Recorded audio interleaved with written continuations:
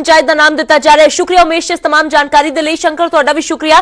तो फिलहाल इस खबर से फिर तो रुक करांगे। हुण तुहानूं सीधा प्रधानमंत्री नरेंद्र मोदी जो संबोधन कर रहे हैं नीति आयोग की अज जो बैठक होने जा रही है। काफी सुधार और एक प्रकार से राज्यों की अपेक्षाओं को ध्यान में रखते हुए एजेंडा बना है।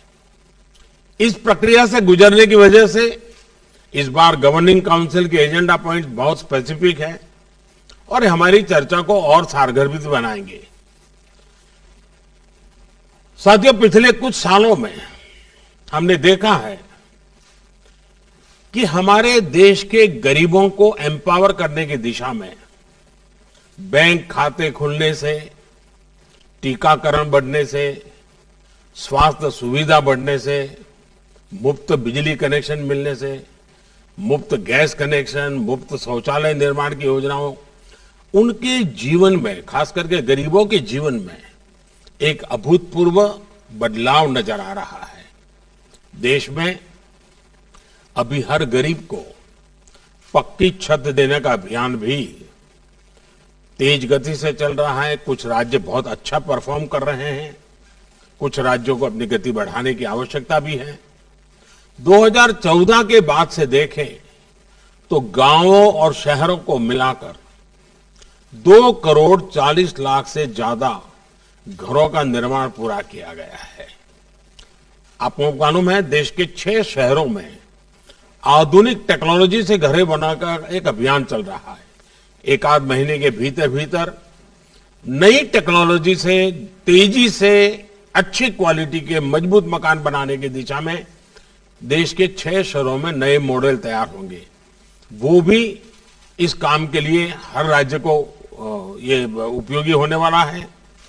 उसी प्रकार से पानी की कमी और प्रदूषित पानी से होने वाली बीमारी लोगों के विकास में बाधा न बने, कुपोषण की समस्याओं को वो बढ़ाए नहीं, इस दिशा में भी मिशन मोड में काम हो रहा है। जब जल जीवन मिशन शुरू होने के बाद से पिछले 18 महीनों में ही 3.5 करोड़ से भी अधिक ग्रामीण घरों को पाइप वाटर सप्लाई से जोड़ा जा चुका है। गांवों में इंटरनेट कनेक्टिविटी के लिए भारत नेट स्कीम एक बड़े बदलाव का माध्यम बन रही है। ऐसी सारी योजनाओं में जब केंद्र और राज्य सरकारें मिलकर काम करेगी तो काम की गति भी बढ़ेगी और अंतिम व्यक्ति तक उसका लाभ पहुंचना भी सुनिश्चित हो जाएगा। साथियों, इस वर्ष के बजट पर जिस तरह का एक पॉजिटिव रिस्पांस आया है, चारों तरफ से एक नई आशा का वातावरण पैदा हुआ है, उसने जता दिया है कि मूड ऑफ द नेशन क्या है। देश मन बना चुका है, देश तेजी से आगे बढ़ना चाहता है, देश अब समय नहीं गंवाना चाहता है और कुल मिलाकर के देश के मन को बनाने में देश का युवा मन बहुत बड़ी भूमिका अदा कर रहा है और तभी ये बदलावों के प्रति एक नया आकर्षण पैदा हुआ है। हमें भी ये देख कैसे देश का प्राइवेट सेक्टर देश की इस विकास यात्रा में और ज्यादा उत्साह से आगे आ रहा है। सरकार के नाते हमें इस उत्साह का, प्राइवेट सेक्टर की ऊर्जा का सम्मान भी करना है और उसे आत्मनिर्भर भारत में उतना ही अवसर भी देना है। आत्मनिर्भर भारत एक ऐसे नए भारत की तरफ कदम है जहां हर व्यक्ति, हर संस्था, हर उद्यम को अपनी पूरी क्षमताओं से आगे बढ़ने का अवसर मिले। साथियों, आत्मनिर्भर भारत अभियान एक ऐसे भारत का निर्माण का मार्ग है जो न केवल अपनी आवश्यकताओं के लिए बल्कि विश्व के लिए भी उत्पादन करे और यह उत्पादन विश्व श्रेष्ठता की कसौटी पर भी खरा उतरे। और इसलिए मैं हमेशा कहता हूं, जीरो डिफेक्ट जीरो इफेक्ट।